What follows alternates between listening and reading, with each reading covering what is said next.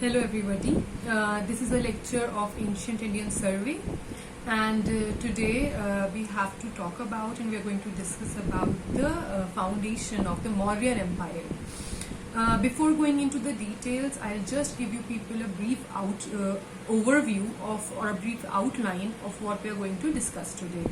So we're going to look at how Mauryan Empire was founded by Chandragupta Maurya, and we're going to look at what were the political struggles that Chandragupta Maurya was involved in, and we'll briefly look at the administrative setup of Chandragupta Maurya or of the Mauryan Empire in general.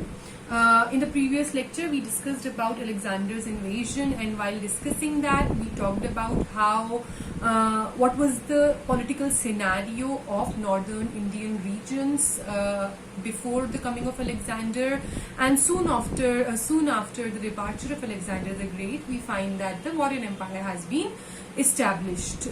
Mauryan Empire, the time period of the Mauryan Empire is between 321 to 185 BC. And we need to understand that this is an important political development in the context of the nature of political organization. So जिस तरह से state या political entity organised है उसमें ये एक development है, because we see that here an empire is there, and an empire is a more evolved form of state, एक evolved, एक developed form of political organization होता है empire. Evolved above, किस चीज से बेहतर या किस चीज से ज्यादा evolved, more evolved than say the kingdoms that we had or the smaller principalities that we had.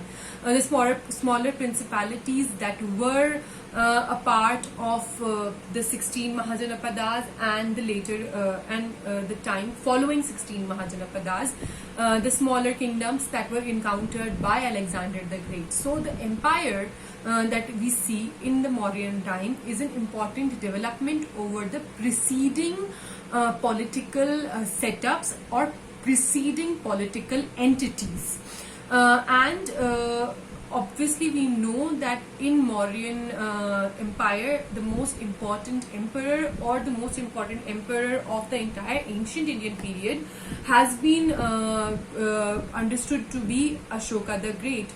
We will go into the details of Ashoka and why is he such an important figure in history when we will talk about him.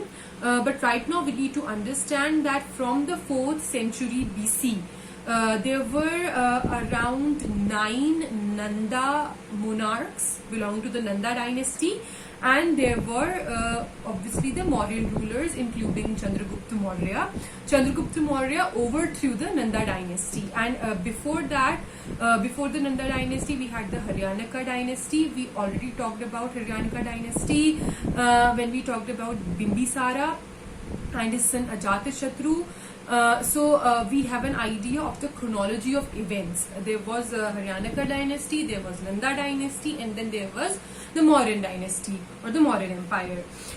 What are the sources of information that we have for this particular time period? The sources of information are quite limited, but we have information from the Puranas, from the Buddhist accounts and the Jain accounts, and also we have the account of Megasthenes, who was a Greek visitor to the court of Chandragupta Maurya. He left his account, Megasthenes, and we also that account is known as Indica. We have certain sections of that account have survived in secondary reproductions. जो Indica है, it has not survived in its entirety as a text, but certain later Greek writers have reproduced certain sections of that text of Megasthenes. Primarily the authors by the name of Diodorus, Strabo and Arrian, and these three authors have reproduced Megasthenes' work, Indica, and through these works we know of Megasthenes' account, and that is an important source of information. Apart from that, again we have a text by Kautilya by the name of Arthashastra, Kautilya was a Brahmin who is supposed to have guided Chandragupta Maurya into gaining authority, gaining power, becoming an emperor, and also he is credited with guiding him in keeping the empire intact and in his administrative policies. So Kautilya जो थे, he helped Chandragupta Maurya in various ways, and he also his account Arthashastra also becomes a source for the time period. But then there are again controversies. Some scholars do not agree on the historicity of Arthashastra.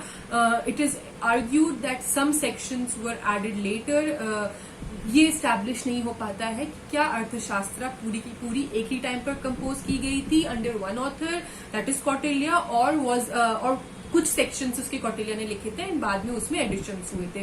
तो ये एक बहस है, but still we use scholars use Arthashastra as a source of information for the time period under consideration.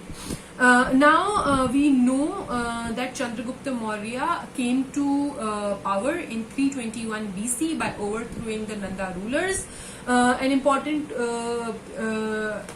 issue that is argued or that is of relevance for that particular time period is were Mauryas Kshatriyas or not. Certain scholars or certain texts claim that they were Kshatriyas. For example, the Buddhist texts, they speak of the Mauryas as Kshatriyas, but the Puranas do not call them Kshatriyas. They even go ahead to call them belonging to the Shudra caste. So this is something that needs to be looked at in the context of how what were the religious opinions of the Mauryan rulers. Mauryan rulers के क्या अपने ideas थे, क्या उनकी सोच थी, and उसके basis पे हम ये कंट्रोवर्सी को डील कर सकते हैं. Because most of them, for example Chandragupta Maurya was a supporter of Jain traditions and Ashoka we all know supported Buddhism. So because ये जो मौर्यन रूलर्स हैं ये कुछ हेट्रोडॉक्स सेक्ट्स मतलब वो सेक्ट्स या वो आइडियोलॉजी या वो रिलीजियस थॉट जो ऑर्थोडॉक्स ब्राह्मणिकल थॉट के अगेंस्ट या उसके काउंटर में है. तो जब these rulers are supporting the heterodox sects against the orthodox brahmanical ones, then they are not looked at in a positive light, and that is why we can say that Puranas looked or Puranas called Mauryas as Shudras. So this is a brief additional information. As far as the political setup or the political gains of Chandragupta Maurya is concerned, we have a story that is circulated, that is told time and again, that Chandragupta Maurya started harassing or started capturing the borderline or the outer lying areas of the Nanda dynasty, and he eventually from those borders moved towards the central power, which was at Magadha. There is a story of a child eating a dish from a plate, and his mother scolded him to not eat from the center but start from the sides and then reach the center. And this story has been associated with Chandragupta Maurya's capture or Chandragupta Maurya's usurpation of Nanda empire in that sense, or the Nanda territories in that sense. Now after having captured the territories of the Magadha region and of the Ganges plain in that sense, of the northern Indian regions, Chandragupta decided to move towards the northwest. We know when we talked about Alexander's invasion, we talked about how that invasion helped in the establishment of Mauryan dynasty in the northwestern regions. Why? क्योंकि वहां पर जो smaller territories थे, smaller kingdoms थे, उनको weaken कर दिया था अलेक्जेंडर के इन्वेजन ने, एंड इसके वजह से Chandragupta Maurya could very easily move with his forces and capture those regions. So we know that his political tussle to gain territories led him till a region beyond till Indus. North west में, north western India में वो इंडस तक पहुंचे. He reached till Indus and he could not go beyond. Why could he not go beyond? Because the region beyond the Indus was under the control of the Greek general Seleucus Nicator, and this is an important challenge of political nature, one strong political challenge that was faced by Chandragupta Maurya was in the form of this Greek establishment under Seleucus Nicator, and he could not go ahead in northwestern direction, and it is seen by scholars that he then moved towards the central Indian region, because obviously northern India में तो उन्होंने अपना power establish कर लिया है, मगधा में उनका strong hold है, and he is moved towards northwest में Indus के beyond वो जा नहीं पाए, तो he moved towards central India and till the north of Narbada river के north में जितना भी region था, he could bring it under his own political domain. Apart from that, we know that he restarted his attempts to capture regions beyond Indus, and he went there around 305 BC. Some years after establishment of the empire, and after going in the northwestern regions in 305 BC, he campaigned against Seleucus, and there was a treaty that was signed between them in 303 BC, and in that treaty the terms were favorable to Chandragupta Maurya. जो 303 में treaty हुई with Seleucus Nicator, it was politically favorable to Chandragupta Maurya. And through this campaign, one important thing that happened was that the northwestern region, हम लोगों ने northwestern region के बारे में काफी बात करी है, because we have talked about that in our course on architectural heritage, and we have talked about the importance of northwestern region जब हमने Alexander's invasion की बात करी, and we know that that region of northwestern India, which included regions like Taxila and Gandhara, वो बहुत ही culturally vibrant reason था, जहां पर Persian, Hellenistic and Indian cultures are merging, and at that particular time before capture from Chandragupta Maurya, before capture by Chandragupta Maurya, that region was under Hellenistic control, and now by the capture of Chandragupta Maurya, or by Chandragupta Maurya's political success in the northwestern region, the northwestern region came under Mauryan control, which was an important shift of hands in regards to the areas of the northwestern India. Further, it is also argued by some scholars and some authorities that Chandragupta Maurya had a meeting with Alexander the Great, which is not historically established, but there are certain accounts that have survived from Alexander's scholars that refer to Chandragupta Maurya as Sandrocotus, and this Sandrocotus was understood by William Jones in the 19th century as, in the 18th century, William Jones, 18th century, as Chandragupta Maurya, and it is argued that how Chandragupta Maurya interacted with Alexander the Great as a young fellow and was inspired by the military techniques of the Greeks. And it is argued that he used those techniques in his own army. So this is an overview of the political tussles that were led by Chandragupta Maurya during his time.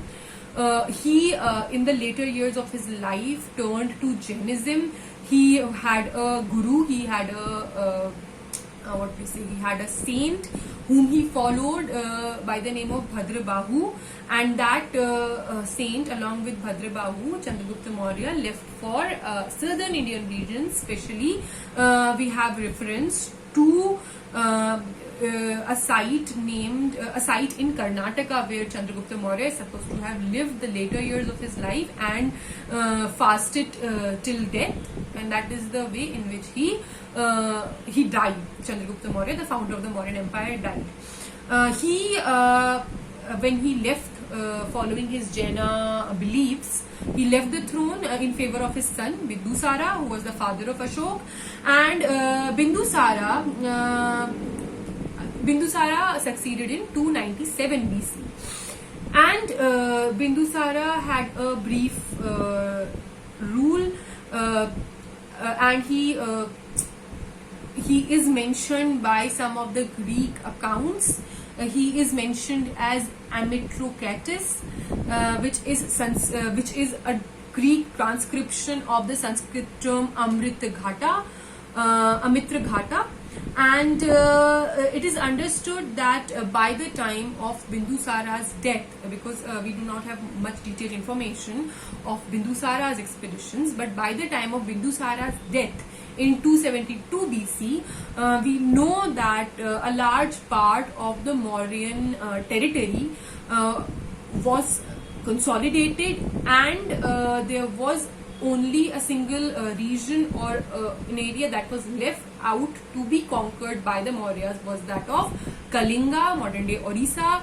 And we know that it was his son Ashok, Emperor Ashok, who took up that task of capturing Kalinga region, and that particular expedition had major consequences of political and majorly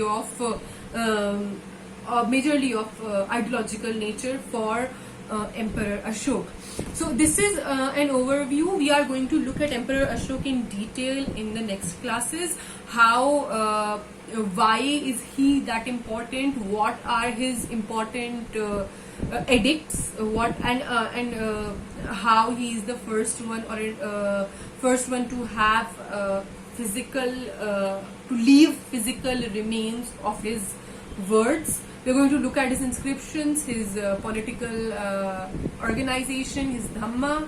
We're going to look at those later, but now we've looked at Chandragupta Maurya and what were the tussles that he faced, and now we're just going to look at the setup, very briefly, at the setup of the empire, or how the empire of the Mauryan time was administered. We need to understand that the entire I have talked about how empire is a political entity, and empire एक development है above the political entities of kingdoms and chiefdoms. And ये जो Mauryan empire है, that's a strongly centralized empire. Chandragupta Maurya had a strong tendency of centralizing the authority in his own hands, in his own region. So it is a centralized authority, centralized political entity. It is argued that it was divided into a number of provinces, but each province was placed under a royal prince. Some of the major settlements of the Mauryan times are Patliputra, Koshambi, Ujjain, Takshila. And of all these settlements, the most important, the most interesting one is at Patliputra. Patliputra is associated with modern day Patna, and the Magadhan empires have usually kept their capitals in two places, Patliputra and Rajagriha. We have come across Rajagriha when we were talking about Bimbisara. It was his son Ajatashatru who had established Patliputra as a fort, and it was the son of Ajatashatru, Udayin, who changed the capital from Rajagriha to Patliputra. And Patliputra has been mentioned by Greek scholars as well. Megasthenes calls it Palibhotra, which is literally means a city of gates, or city with gates, and it was surrounded by a ditch, and it had wooden walls with several gateways and towers. And this was the capital of the Mauryas as well. The city of Patliputra, specifically, we have information about the administration of Mauryas from the account of Megasthenes and from Arthashastra, and Megasthenes specifically talks about the city of Patliputra, and he writes how city was administered by 6 committees which were responsible for various activities like sanitation, like registration of birth and death, like regulation of faiths and measures, like taking care of foreigners who were visiting that particular location. So these were the range, or this was the range in which the committees that were governing or that were administering the city were functioning.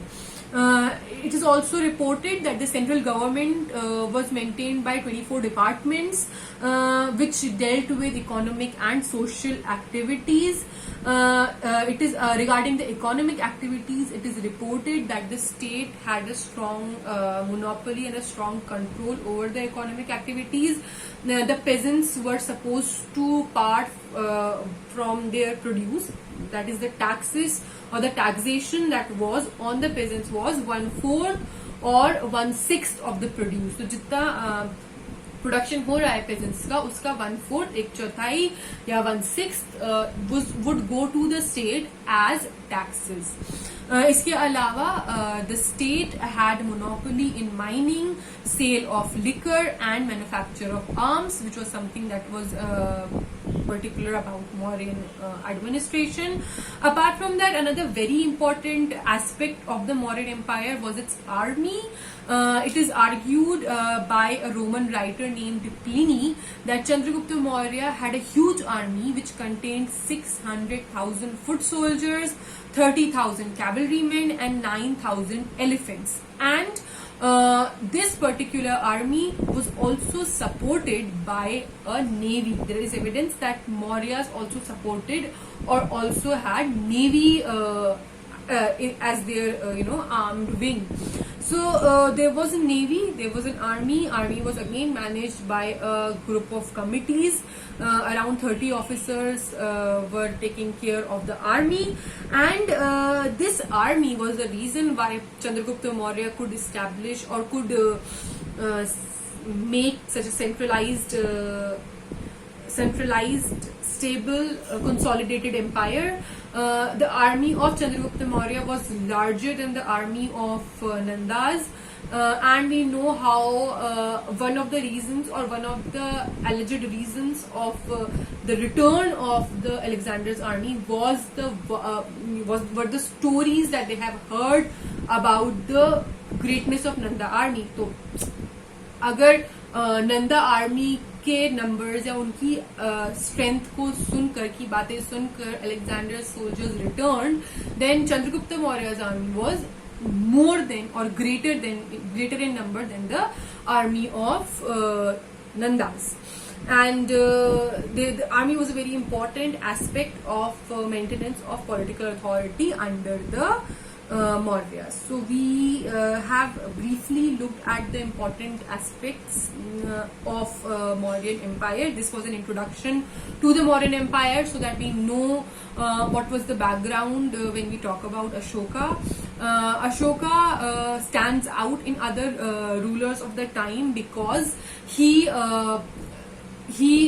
belongs to the category of rulers who left behind certain evidences of their rule. He also his prominence came to be realized only in the 18th and the 19th centuries, but that is something that we are going to talk about later. So this is more or less what we need to know about Chandragupta Maurya and the establishment of the Mauryan Empire. Thank you.